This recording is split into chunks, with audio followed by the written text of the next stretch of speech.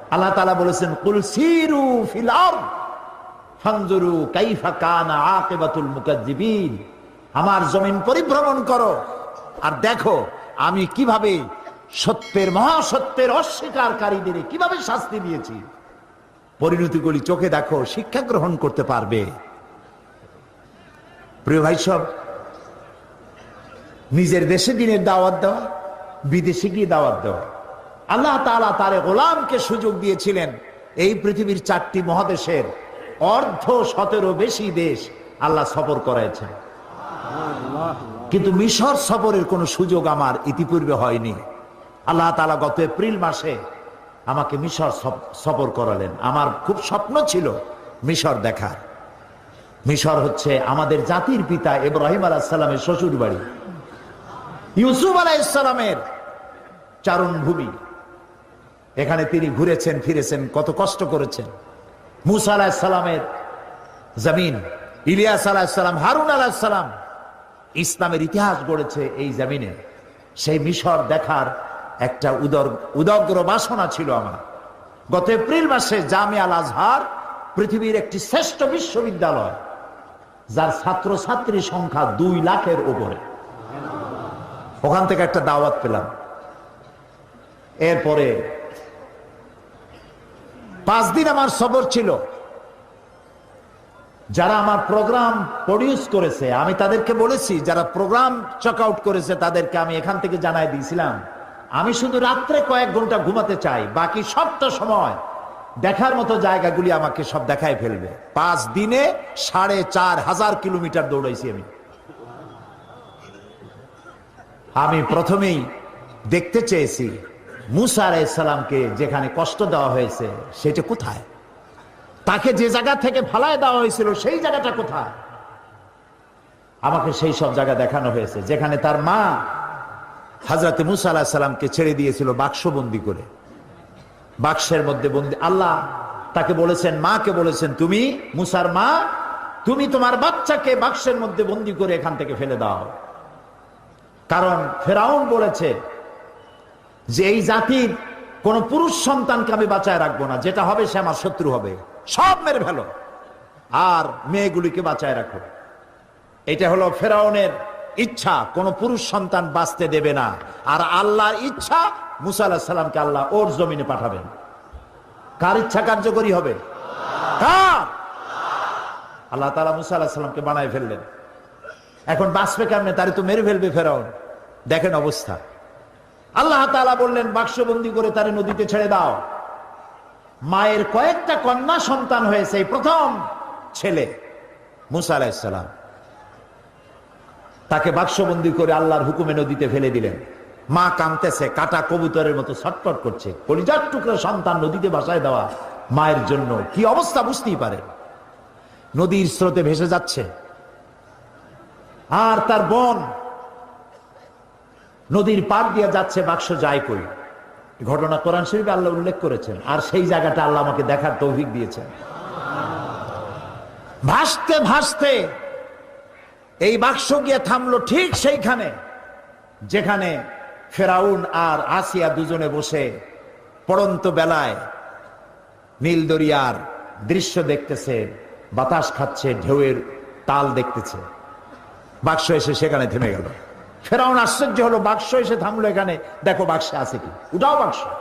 বাক্স উঠানো হলো, খুলে দেখে গোলাপের পাপড়ির মতো চেহারা সুন্দর একটি বাচ্চা। ফেরাউন বলছে, এই তো আমার দুশ্মন, তরবারি আনো, হত্যা করো, আমার দুশ্মন পেয়ে গেছে। হযরতে আসিয়া বলছেন, ফেরাউন তুমি খোদা না বেহুদা? এই ছোট্ট বাচ্চা তোমার শত্রু, কি বলো তুমি? আমাদের তো কোনো বাচ্চা কাচ্চা নাই, মনে হয় আল্লাহ তাআলা আমাদেরকে এই বাচ্চাটা দিয়েছেন, চলো এটাকে আমরা লালন পালন করি, তুমি এর মারিয়ে মেরেন না। বাচ্চা নিয়ে গেল বাড়ি। দেখেন অবস্থা। এখন বাচ্চারে দুধ খাওয়াইতে হবে। যেই বাচ্চা পুরুষ সন্তান বাঁচতে দেবে না যে ফেরাউন, সেই ফেরাউন এই বাচ্চারে দুধ খাওয়াবার জন্য পাগল হয়ে গেছে। ধাত্রীগুলো ডাকা হলো, কোন ধাত্রীর কোলে সে ওঠে না, বাচ্চা কারোর দুধ মুখে নেয় না, খালি কাঁদতেছে। আল্লাহ রাব্বুল আলামিন পরবর্তী সময় হযরত মুসা আলাইহিস সালামকে বলেছেন, মুসা, ফেরাউনের ঘরে তুমি কাঁদতেছো আর তোমার মা তোমাকে না পায়া কাঁদতেছে, আমি রহমানুর রহিম এটাকে সহ্য করতে পারি নাই। বোন গিয়ে বলছে ফেরাউনকে, জাহাপানা, আমার কাছে একটা ধাত্রীর খবর আছে, ওই মেয়ে লোকটা যে কোনো বাচ্চা কোলে নিলি দুধ খায়। ফেরাউন বলছে, নিয়ে আসো, যত টাকা লাগে দেব। বোন গিয়ে তার মায়েরে নিয়ে আসছে, মা এসে বাচ্চা পেয়ে গেল, বাচ্চা কোলে নিল, বাচ্চা দুধ খাওয়া আরম্ভ করলো। ফেরাউনের বাড়িতে পয়সা দিয়া, টাকা দিয়া ফেরাউন রাখলো আর দুধ খাওয়াইলো। মুসা আলাইহিস সালাম একটু বড় হলেন, একটু বড় হয়েছেন, নাদুস নুদুস চেহারা, ফেরাউন কোলে নিয়েছে, পয়গম্বরী চেহারা তো, সলিমুদ্দি কসিমুদ্দি মার্কানা। মুসা আলাইহিস সালামের চোখ, তার ঠোঁট, তার ললাট, তার গন্ডদেশ, আল্লাহর পয়গম্বর। আল্লাহ তাআলা মুসা আলাইহিস সালামকে বলেছেন, মুসা তুমি ভয় পাও, আমি তো তোমাকে আমার জন্য বানাইছি। সুবহানাল্লাহ। এই কোরআন শরীফে আল্লাহ বলছেন, আমি তোমাকে আমার জন্য বানাইছি। ফেরাউন কোলে নিয়ে মুসা আলাইহিস সালামের মস্তক উঁচু করে করে ঠোঁটটা নামায় দিল। মুসা আলাইহিস সালামের ঠোঁটে ঠোঁট লাগাইয়া চুমা দিবে। যেই না ঠোঁটের কাছে ঠোঁট নিয়েছে, মুসা আলাইহিস সালাম ঠাস করে এক চড় মেরেছে ফেরাউনের গায়ে। ফেরাউন আছাড় মেরে ছেড়ে দিল বাচ্চাকে, বলল যে সত্যিই আমার দুশমন, তরবারি আম কেটে ফেলবো। আসিয়া বলছে, তুমি তো সত্যি একটা বদ্ধ পাগল, কি আর খোদা তুমি, তোমারে খোদা যারা মানে ওগুলোও পাগল। এই বাচ্চা মানুষ সোনাও চেনে, আগুনের টুকরাও চেনে না, তুমি আন্দাজে তারে মারি ফেলবা। ফেরাউন বলছে, আচ্ছা ঠিক আছে, সোনাও চেনে না, সোনার পিণ্ডও চেনে না, আগুনের টুকরাও চেনে না, স্বর্ণ আনো, আগুনের টুকরা আনো। যদি সোনায় হাত দেয়, আগুনে হাত না দেয়, তাহলে বুঝবো বুদ্ধি আছে।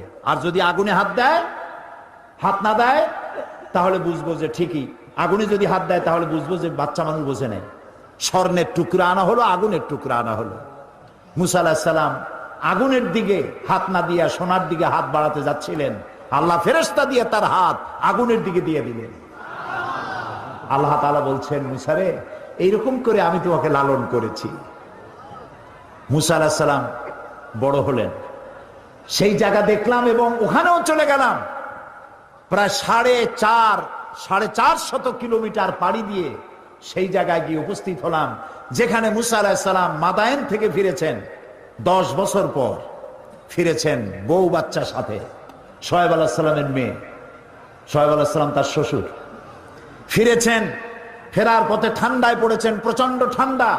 এই ঠান্ডার ভেতরে তিনি তার স্ত্রী ছেলে মেয়েকে বসায় দিয়েছেন এবং সেখানে আল্লাহ তাআলা বলছেন, হযরত মুসা আলাইহিস সালাম তার পরিবর্গকে বললেন যে অন্ধকারে পড়ে গেলাম, এখন যাব কোথায়? দূরে আগুন দেখা যায় একটা গাছে। ইজরা নারান ফাকালা লিআহলিহিম কুতু ইন্নী আনাস্তু নারান লাআল্লী আতীকুম মিনহা বিকাবাসিন আও আজিদু আলান নারি হুদা। তিনি যেটাকে আগুন দেখে মনে করেছিলেন যেটা আগুন, তিনি বললেন, তোমরা অপেক্ষা করো, আমি আগুনের কাছে যাই, হয় আগুন আনবো আর না হয় আমাদের কাল্লা, আমি একটা রাস্তা পেয়ে যাব কোন পথে আমরা যাব। ফালাম্মা তাহা নুদিয়া ইয়া মূসা ইন্নী আনা রাব্বুক ফাখলা'না আলাইক। আগুনের কাছাকাছি যিনি যখন হয়েছেন, আগুনের ভিতর থেকে আওয়াজ এলো, এটা আগুন টাগুন কিচ্ছু না, ইন্নী আনা রাব্বুক, আমি তোমার রব, আমি তোমার আল্লাহ। ফাখলা'না আলাইক, জুতা খুলে আসো। ইন্নাকা বিল ওয়াদিল মুকাদ্দাসি তুয়া, তুমি তো পবিত্র উপত্যকায় পৌঁছে গেছো। ওয়াদি আরবিতে বলা হয় ওয়াদি, বাংলায় বলা হয় উপত্যকা। দুই পাহাড়ের মাঝখানে সমতল জায়গাকে উপত্যকা বলা হয়। আমরা সেখানে গেলাম। উপত্যকায় ওয়াদিয়ে মুকাদ্দাসে যাওয়ার আগেই আমার এই আয়াত মনে পড়েছে। আল্লাহ তাআলা বলছেন, ফাখলা'না আলাইক ইন্নাকা বিল ওয়াদিল মুকাদ্দাসি তুয়া। মুসা আলাইহিস সালামকে আল্লাহ বলছেন, জুতা খোলো। আমি ভরসটে জুতা আগেই খুলে ফেলেছি। ওয়াদিয়ে মুকাদ্দাসে আমরা গেলাম, সেখানে আজান দিয়ে জোহরের নামাজ পড়লাম। আর ওই গাছের কাছে গেলাম, সে গাছটা এখন নাই, কিন্তু যেখানে আল্লাহ তাআলা মুসা আলাইহিস সালামের সঙ্গে কথা বলেছিলেন, সেই জায়গায় পৌঁছে গেলাম। আমার জীবন ধন্য হলো, সেই জায়গাটি দেখতে পেলাম যেখানে আল্লাহ কথা বলেছেন মুসা আলাইহিস সালামের সাথে। মুসা আলাইহিস সালাম আল্লাহর সঙ্গে কথা বলতে গিয়ে তিনি আল্লাহর আওয়াজ শুনে বলছেন, আয় আল্লাহ, আমি তো তোমার দেখতে চাই, আমি তো তোমার দেখতে পাচ্ছি না। রব্বি আরিনি, আয় আল্লাহ, আমি তোমার দেখতে চাই।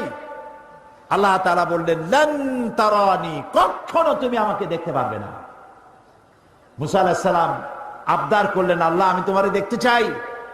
আল্লাহ তাআলা বললেন, আচ্ছা, একটা টেস্ট হোক, দেখতে পারবা কিনা। আল্লাহ তাআলা পাহাড়ের উপরে তার তাজাল্লি, ৭০,০০০ পর্দার আড়াল থেকে আল্লাহ তাআলা তার তাজাল্লি নূর বর্ষণ করলেন পাহাড়ের উপরে। মুসা আলাইহিস সালাম শুধু, এই কোরআন শরীফে আল্লাহ বলছেন, মুসা আলাইহিস সালাম শুধু এক পলক দেখে আল্লাহু আকবার বলে চিৎকার মেরে বেহুশ হয়ে পড়ে গেলেন। পাশেই তুর পাহাড়, তুরের উপরে আল্লাহ তাআলা একটা সূরা নাজিল করেছেন, ওয়াতিনি ওয়াজ-জাইতুন ওয়া তুরি সিনিন।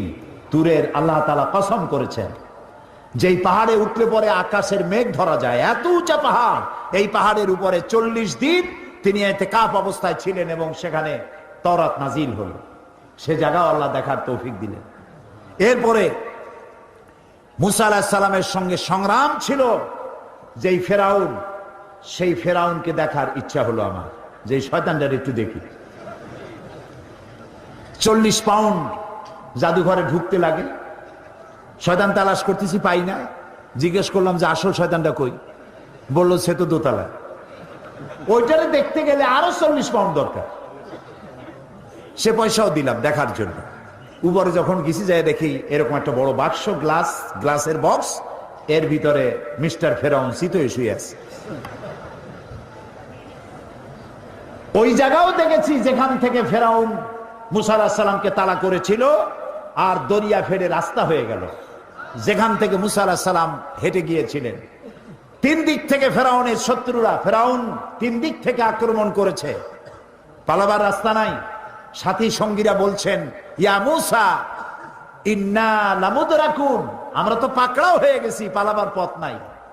হযরতে মুসা আলাইহিস সালাম বলেন, কাল্লা রব্বি সায়াহদিন, কখনো নয়, চিন্তা করো না, আল্লাহ রব্বুল আলামিন আমাদের জন্য পথ বের করে দেবেন। লক্ষ্য করছেন, ৩ দিকে শত্রু, একদিকে দরিয়া, পালাবার কোনো রাস্তা নাই। হযরতে মুসা আলাইহিস সালাম বলছেন, ভয় পাইও না, পথ দেখায় দেবে কে? বলেন, আল্লাহ পাক পথ দেখিয়ে দিবেন। রাস্তা তৈরি হয়ে গেল। মুসা আলাইহিস সালাম রাস্তার ভিতর দিয়া চললেন, দরিয়ার অর্ধেক পর্যন্ত এসেছেন। ফেরাউন তার দলবল নিয়ে এসে দেখে বিশাল রাস্তা, ওই রাস্তা দিয়ে ওরাও নামছে। ঠিক মাঝখানে যখন এসেছে, আল্লাহ তাআলা বলছেন, দরিয়াকে হুকুম করলেন, বন্ধ হয়ে যা। বন্ধ হয়ে যা, এটা তো বলার দরকার নেই। আল্লাহ যখন কিছু ইচ্ছা করেন কি বলেন? কর, হয়ে যা, দিনান দেয়ার হয়ে যায়। দরিয়া বন্ধ হয়ে গেল। সাথী সঙ্গী যা ছিল সুবনি খাইয়া মরিয়া সব শেষ। ফেরাউন ডুবতেছে আর উঠতেছে, পানি খেতে খেতে পেট একেবারে পোটকা মাছের মতো মোটা হয়ে গেছে। ফেরাউন বলছে, আমানতু আন্নাহু লা ইলাহা ইল্লাল্লাযী আমানাত বিহি বানু ইসরাঈল। হায় আল্লাহ, আমি ঈমান এনেছি ওই আল্লাহর উপরে যে আল্লাহর উপর ঈমান এনেছে বনি ইসরাঈলেরা। আল্লাহ, ওয়ানা মিনাল মুসলিমিন, আর আমি তো একজন মুসলমান, আমার সুবাও কেন, এই তো কালেমা পড়লাম। আল্লাহ তাআলা বলছেন, আন আন ওয়াকাদ আসাইতা ক্বাবলু ওয়া কুনতা মিনাল মুফসিদিন। এখন তুমি বলছো আমি মুসলমান, অথচ তুমি বছরের পর বছর ধরে আমার বান্দাদের উপরে জুলম করেছো, অত্যাচার করেছো। ওয়া কুনতা মিনাল মুফসিদিন। লক্ষ্য করুন, ফেরাউন বলছে আনা মিনাল মুসলিমিন, আমি তো একজন মুসলমান, মুসলমানদের মধ্যে আমি একজন। আল্লাহ বলছেন অকুনতা মিনাল মুফসিদিন, তুই তো সন্ত্রাসী। আল্লাহ তাআলা বলেন, আমি তোমাকে আজকে শুধু মারবই না, আলিয়াউমা নুনাজ্জিকা বিবাদানিক, আমি তোমাকে শুধু মারবই না, আমি তোমার শরীরকে হেফাজত করব। পানিতে তোর শরীর পচবে না, পানির প্রাণীগুলি তোরে খাবে না, মাটিতে পচবে না, আমি তোমার দেহকে শুটকি বানায় রাখবো। কিয়ামত পর্যন্ত যত স্বৈরাচার পৃথিবীতে আসে তারা যেন তোমার থেকে উপদেশ নিতে পারে। ফেরাউনের লাশের কাছে দাঁড়িয়ে কোরআনের আয়াত আমার মনে পড়লো। দেখতে পেলাম ফেরাউনের একটা দাঁত দেখা যায়, চোখের সাদা অংশ দেখা যায়, মাথায় কিছু চুলও আছে, এখন হাতের দুই একটা নখও আছে, হাত পাও বাইর করা, বাকি বডিটা কাপড় দিয়ে জড়ানো। কোরআন তার কথা যে কত সত্য চিরন্তন, এসব জিনিসগুলি দেখলে স্পষ্ট হয়ে যায়। আল্লাহর মেহেরবানি, আমার মিশর সফরের সময় আল্লামা বদরুদ্দিন আইনি রহমতুল্লাহ আলাইহের মাজার জিয়ারত করার সুযোগ হলো। ইমাম শাফি রহমতুল্লাহ আলাইহির মাজার, ইমাম ওয়াকি, হযরত হারুন আলাইহিস সালাম, ইলিয়াস আলাইহিস সালাম, হযরত লোকমান, হযরত আবু দারদা রাদিয়াল্লাহু তাআলা আনহু, তাদের কবর জিয়ারতের সুযোগ হলো। এবং সেই মসজিদেও নামাজ পড়লাম, যেই মসজিদ হযরত আমর ইবনুল আস রাদিয়াল্লাহু তাআলা আনহু মিশর বিজয় করে মসজিদ তৈরি করেছিলেন। খতমে কোরআনের রাতে রমজান মাসে এখানে 5 লাখের উপরে মুসলমান নামাজে শরীক হয়। এত বড় বিশাল মসজিদ। প্রিয় ভাই সব, এই কথাগুলি আনলাম আমি এই কারণে, আল্লাহ তাআলা বলছেন আস-সাইহুন, পরিভ্রমণকারী, তওবাকারী, ইবাদতকারী, প্রশংসাকারী এবং পরিভ্রমণকারী, দ্বীনের দাওয়াত নিয়ে সর্বত্র ছড়িয়ে পড়া। এবং এই দাওয়াত দিতে গিয়ে যত বিপদ আসে, সমস্ত বিপদ হাসি মুখে বরণ করা, কৌশলের সাথে বিপদের মোকাবেলা করা, এটা মুসলমানের কাজ, ইমানদারের কাজ। দাওয়াত পৌঁছানো, সকলের কাছে দাওয়াত দেওয়া। এরপরে 5 নম্বরে বলা হচ্ছে আর রাকিউন আস-সাজিদুন, রুকুকারী আর সেজদাকারী, অর্থাৎ নামাজ আদায়কারী। নামাজ আল্লাহ তাআলা সমস্ত ইবাদত দিয়েছেন জমিনে, শুনতেছেন? কালেমা, হজ, যাকাত, এসব কোথায় দিয়েছেন? জমিনে। নামাজ কোথায় দিয়েছেন? আরশে আজিমে। এই নামাজ আল্লাহ তাআলা ফরজ করেছেন। নবী করিম সাল্লাল্লাহু আলাইহি সাল্লামের মেরাজে আল্লাহ তাআলা তাকে এই নামাজ যখন হাদিয়া দিলেন, তিনি ফেরার পথে মুসা আলাইহিস সালামের সঙ্গে দেখা হলো। তিনি জিজ্ঞেস করলেন, আল্লাহ তাআলা আপনাকে কি দিয়েছেন? তিনি বললেন, আমার উম্মতের জন্য 5 ওয়াক্ত নামাজকে, 50 ওয়াক্ত নামাজকে তিনি ফরজ করে দিয়েছেন।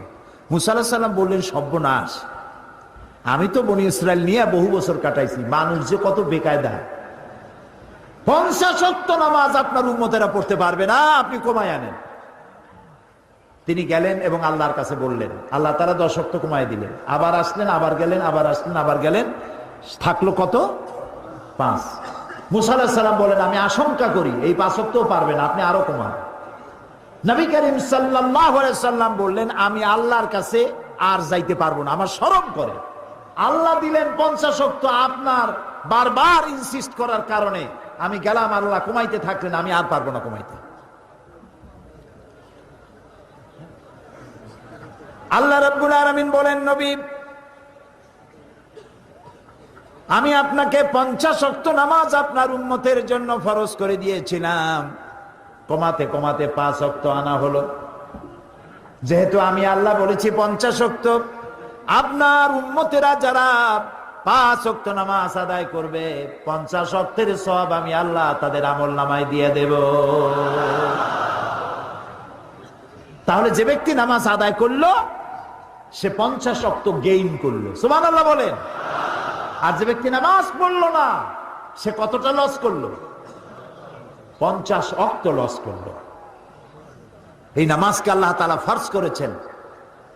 মেয়ে লোকের জন্য প্রতি মাসে একটা কনসেশন আছে নামাজের, আল্লাহ মাফ করে দিয়েছেন। তার পিরিয়ড যখন আসবে পড়া লাগবে না, আল্লাহ মাফ করেছেন, আলহামদুলিল্লাহ। এটা মেয়েদের জন্য কনসেশন আল্লাহর পক্ষ থেকে। কিন্তু পুরুষ 2 অবস্থা, পাগল বেহুশ। এই দুই অবস্থা ছাড়া পুরুষের জন্য নামাজ কোন অবস্থায় মাপ নাই। আল্লাহর নবী বলেন, মান তারাকা সালাতান মুতাআম্মিদান ফাকাদ কাফারা, ইচ্ছে করে যে নামাজ ছেড়ে দিল সে কুফরি করলো। নাউজুবিল্লাহ। রাসূলকে জিজ্ঞাসা করা হয়েছে, আল্লাহর বান্দা এবং কাফের দুটোর মধ্যে পার্থক্য কি?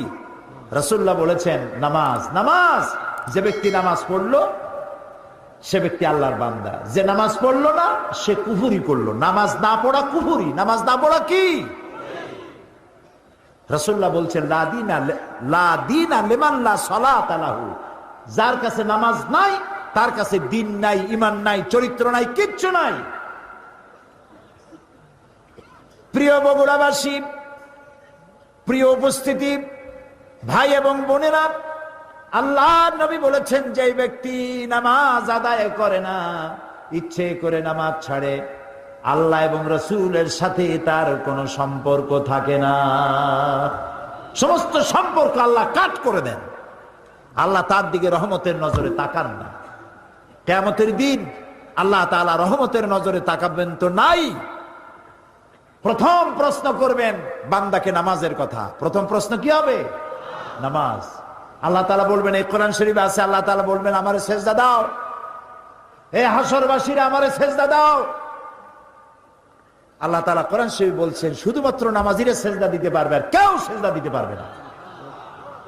পার্থক্যটা তখনই ধরা পড়বে, কারা কাফের, কারা মুসলমান। নামাজ, নামাজ। আচ্ছা বলুন তো, শয়তান আল্লাহর কয়টা হুকুম লঙ্ঘন করেছিল? বলেন।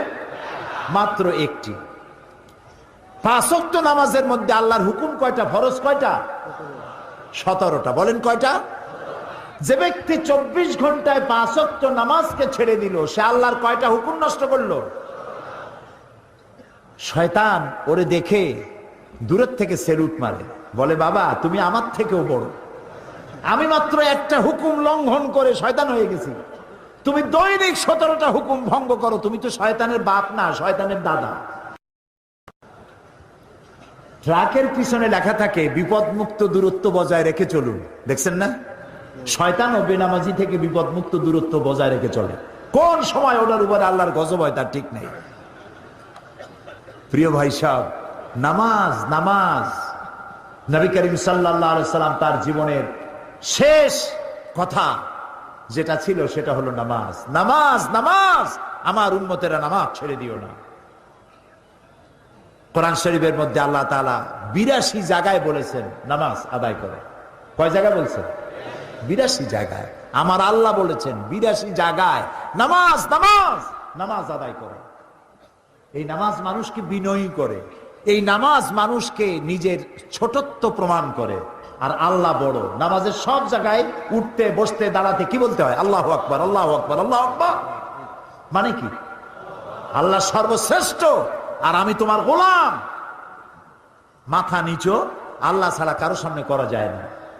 আপনাদের মনে আছে 1996-তে আমি যখন পার্লামেন্টে প্রথম গেলাম, আমি গিয়ে দেখলাম সেইখানে মন্ত্রী, এমপি গোষ্ঠী সুদ্ধা ভিতরে ঢুকতেছে মাথা নিচু করে, মাথা নিচু করে, ঠিক এইভাবে নিচু করে ঢোকে। আমি জিজ্ঞেস করলাম আমার পাশে যিনি বসা, ভাই আমি তো নতুন মানুষ, পার্লামেন্টে জীবনে আসি নাই, এই যে যারা ঢুকতেছে মন্ত্রী, এমপি গোষ্ঠী সুদ্ধা, রুকু দিয়ে ঢোকে কেন?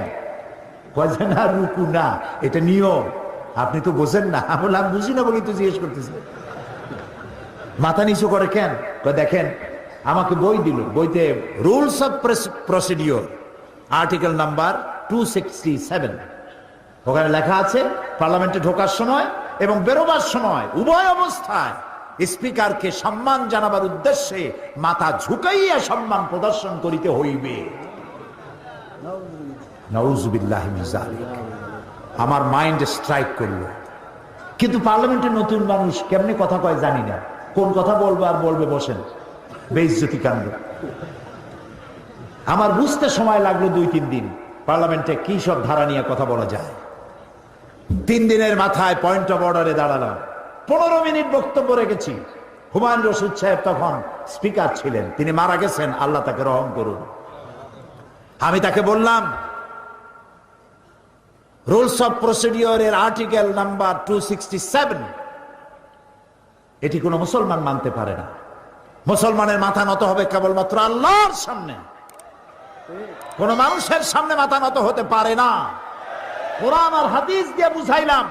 15 মিনিট স্পিকার আমার দিকে তাকিয়ে থাকলেন। 15 মিনিট শেষ হওয়ার পর, বক্তব্য শেষ করার পর তিনি আমাকে বললেন, মৌলানা সাহেব, আপনার বক্তব্যের সাথে আমি 100% একমত, কিন্তু আমি তো এইভাবে এটা বন্ধ করতে পারবো না। এই জন্য আপনাকে বিধি মোতাবেক নোটিশ দিতে হবে।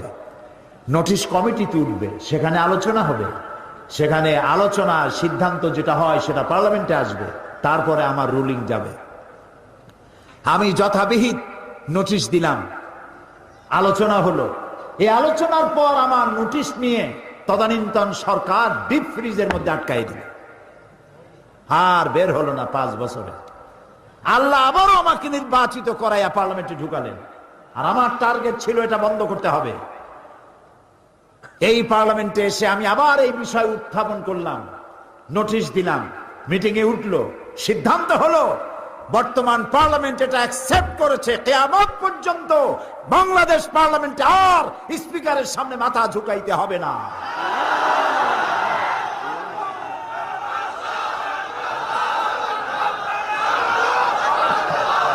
প্রিয় ভাই সব, মানুষ মুসলমান মাথা নত করবে কেবলমাত্র কার সামনে? আল্লাহ ছাড়া কারোর সামনে মাথা নত করা যাবে না। আর নামাজ একমাত্র সিস্টেম যার মধ্য দিয়ে নিজেকে ছোট করা যায়। আল্লাহ সব থেকে বড়, আমি ছোট। এই ছোটত্ব, অহংবোধ, নিজের অহংবোধ, এটাকে মাটির সাথে মিশাবার জন্য এ পর্যন্ত হাত তুলে দাঁড়ায়। মানুষ যখন নামাজে দাঁড়ায় আসামির মতো হয়ে যায়। রুকুতে গেল, নিজের অস্তিত্ব আরো অবনমিত হলো। সেজদা যখন দিল তখন তার অহংকার মাটির সাথে মিশে গেল। আমি সেজদা দিয়ে বললাম, আল্লাহ তুমি শ্রেষ্ঠ, আমি তোমার গোলাম। আল্লাহ রসুল বলেছেন, প্রশ্ন করা হয়েছে, হে রাসূল, বান্দা আল্লাহর নিকটবর্তী হয় কখন? নবী করিম সাল্লাল্লাহু আলাইহি ওয়াসাল্লাম বলেছেন, বান্দা যখন সেজদা দেয় একদম আল্লাহর কাছে চলে যায়। রাসূলুল্লাহ বলছেন, আমার উম্মতেরা ও সাহাবীরা যখন সেজদা দিবা তখন মনে করবা তুমি তোমার মাথা আল্লাহ তাআলার কদম মোবারকের উপরে রেখে দিয়েছো। দেখেন না, মানুষ বলে, ভাই এমন কাজ আমার ছেলেতে করছে, আমার নাক কাটা গেছে। সত্যি কি নাক কাটছে নাকি? না, মর্যাদাহানি হয়েছে। আবার বলে আমার কপাল খুলে গেছে। কপাল কি খোলে টলে গেছে? আবার কপাল পুড়িয়ে গেছে। এর অর্থ কি? ভাগ্য। কপাল কিসের প্রতীক?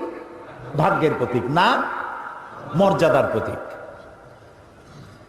কেউ যদি তার মর্যাদা বাড়াতে চায়, কেউ যদি তার ভাগ্য সুপ্রসন্ন করতে চায়, তাহলে প্রত্যেক দিন দৈনিক 5 বার মাটি নামক দাসখতের উপরে নাক আর কপাল নামক কলম দিয়া সই করতে হবে 5 বার, আল্লাহ আমি কেবলমাত্র তোমারই গোলাম, তুমি ছাড়া কারো গোলাম নই। ফজরে একবার, জোহরে একবার, আসরে একবার, মাগরিবে একবার, আবার রাত্রে শুতে যাব তখনও আর একবার। সর্বত্র আল্লাহু আকবার, আল্লাহু আকবার বলেন সবে, আল্লাহু আকবার। সব ক্ষেত্রে আল্লাহু আকবার। পৃথিবীতে যখন আসছিলাম তখন কানে কি শুনেছি মনে আছে? মনে নাই, তবে আপনারা জানেন। আজানের প্রথম শব্দ কি? ইকামতের প্রথম শব্দ কি? নামাজের প্রথম শব্দ কি? জীবনের শেষ নামাজ সালাতুল জানাজা, প্রথম শব্দ কি? শেষ শব্দ কি? এর দ্বারা প্রমাণ হলো আমার জন্ম থেকে কবরে যাওয়া পর্যন্ত জীবনের প্রতিটি ক্ষেত্রে আমি গোলাম, আমাকে ঘোষণা করতে হবে আল্লাহু আকবার। খুব দুর্ভাগ্য আমার দেশের এরকম রাজনৈতিক দলও আছে যাদের মিছিলে মিটিংয়ে আল্লাহু আকবার শোনা যায় না, হাজারো স্লোগান দেয়, আল্লাহু আকবার বলে না। বগুড়া এরকম দল নাই। কি দুর্ভাগ্য! ওই দল যারা করেন একটু চিন্তা করা উচিত, নেতাদের জিজ্ঞান দরকার। নেতা সাহেব, আমি তো মুসলমানের বাচ্চা, আমার মা মুসলমান, বাপও মুসলমান। হাজারো স্লোগান দেয় মানুষের নামে, দেশের নামে হাজারো স্লোগান দিতে পারি। এ কোন রাজনীতি যে আল্লাহু আকবার বলা যায় না? আল্লাহ তাআলা এই অভিশপ্ত রাজনীতির হাত থেকে আমার জাতিকে রক্ষা করুন।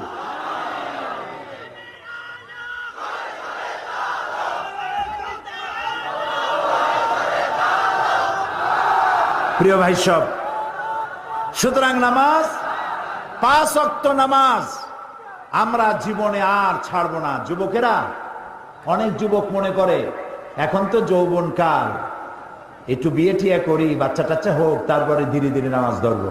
তুমি যে বিয়ে করতে পারবা তার কোনো গ্যারান্টি আছে? তোমার যে বাচ্চা হবে তার কোনো গ্যারান্টি আছে? তুমি যে বুড়া হবা তার কোনো গ্যারান্টি আছে? বৈশাখ মাসে যখন ঝড় হয়, ঝড়ে শুধু পাকা আম পড়ে না, কাঁচা আমগুলোও পড়ে, ঠিক না? নিঃশ্বাসের কোনো বিশ্বাস নাই, আজ আছি কাল নাই, এই অবস্থা। এই যে কথাগুলি শুনলাম, আল্লাহ যেন আজকেই এশার নামাজ যারা পড়ে নাই, আজকে থেকেই যেন এশা থেকে নামাজ শুরু করতে পারি, আল্লাহ যেন তৌফিক দেয়, বলেন আমিন। প্রিয় মুসলমান ভাইরা, নামাজ যে পড়বেন না, মুসলমান দাবি করার তার কোনো হক নাই। নিজেকে মোমেনও দাবি করতে পারবেন না, মুসলমানও দাবি করতে পারবেন না। নামাজ পড়তে হবে, নামাজ। নামাজ, আপনি অফিসার, নামাজ পড়েন। আপনি মন্ত্রী, নামাজ পড়েন। আপনি এমপি, নামাজ পড়ুন। চেয়ারম্যান, নামাজ পড়ুন। ছাত্র, শিক্ষক, মেয়ে লোক, পুরুষ লোক, মুসলমান, নামাজ। নামাজ নামাজ হয়ে গেছে, দোকান বন্ধ করে দাও। মক্কা শরীফ, মদিনা শরীফ যায় দেখেন, যখনই আজান হয়ে যায় সব দোকান বন্ধ করে দেয়। আর আমরা দোকান বন্ধ আমাদের দেশে করে না, যে দোকান বন্ধ করলে বেচা কিনে কম হয়ে যাবে। আরে ভাই, আল্লাহর নামাজ পড়তে যাচ্ছেন, কামাইতে বরকত দেওয়ার মালিক কে? আপনি নামাজের জন্য দোকান বন্ধ করে যে নামাজে গেলেন, এই যে সময়টা গেল, হতে তো পারে নামাজ পড়ে আসার পর একজন খরিদ্দার এমন পাবেন যাতে ওই সময় যত খরিদ্দার আসতো একজনে সব কিনে নিয়ে যাবে, হতে পারে না? এই জন্য আল্লাহকে সেজদা দেন বেশি করে, নামাজ ভুলবেন না। অফিসার হন, যেই হন, পুলিশ, বিডিআর, আর্মি, সরকারি ডিউটি যখন করবেন, নামাজ যদি কাজা হয়ে যায়, হতে পারে সরকারি কাজে ঘন্টার পর ঘন্টা ডিউটি পালন করছেন, নামাজ পড়তে পারেন না, যখনই আপনি সময় পেলেন তখনই নামাজটা আদায় করে নেন, নামাজ ভুলে যাবেন না। আচ্ছা, আজকে কি আমরা এই ওয়াদা করতে পারবো যে জীবনে আর নামাজ ছাড়বো না? পারবো? যারা পারবেন কেবলমাত্র তারাই দুটি হাত উঁচু করুন, বলেন, ইয়া আল্লাহ, তোমার পবিত্র নামে শপথ করি, কসম করি, ওয়াদা করি, যতদিন পর্যন্ত মালাকুল মউত আমার মাথার কাছে না আসতেছে ততদিন পর্যন্ত ফরজ নামাজ, ফরজ রোজা আর ছেড়ে দেব না, আর ছেড়ে দেব না, আর ছেড়ে দেব না। আয় আল্লাহ, আমার মৃত্যু পর্যন্ত আমার এই ওয়াদা আমাকে পালন করার তৌফিক দাও, আমিন ইয়া রাব্বাল আলামিন। হাত নামান। আমি কি জোর করে হাত তুলাইছি? আপনারা হাত তুলেছেন, ঠিক না? দেখলেন কে? সাক্ষী কে? এবার কিন্তু বিপদে পড়ে গেছেন। আল্লাহ তাআলা যারা হাত তুললো, আমি মুসাফিরের দোয়া কবুল হয়, রাসূলুল্লাহ বলেছেন। আমি দোয়া করি সকলকে নিয়ে, আল্লাহ আজকে যারা হাত তুললেন, জীবনের অতীতের ভুল তাদের মাফ করে দাও, এবং ভবিষ্যতে এক ওয়াক্ত নামাজ যেন কেউ ছেড়ে না দেয়, সবাইকে নামাজ আদায় করার তৌফিক দান করে। এই জাতি যদি নামাজি হয়, আল্লাহর রহমত বৃষ্টির মতো নাজিল হতে থাকবে। আল্লাহ রাব্বুল আলামিন বলেন, ওয়ালাউ আন্না হানাল কুরা আমানু ওয়াত্তাকাউ লাফাতাহনা আলাইহিম বারাকাতিম মিনাস সামাই ওয়াল আরদ। দেশের লোকেরা, জনপদের লোকেরা যদি আমার উপর ঈমান আনে আর আমাকে ভয় করার নীতি অবলম্বন করে চলে, দুইটা কাজ। কয়টা কাজ? কে বলতেছে? আমার উপরে যদি ঈমান আনে আর আমাকে ভয় করার নীতি অবলম্বন করে যদি চলে, তাহলে ওই জমিনের মানুষের জন্য আমি আল্লাহ আকাশ আর জমিনের বরকতের সব দরজা খুলে দেব। প্রিয় ভাই সব, আল্লাহ আমাদের নামাজ আদায় করার তৌফিক দিন।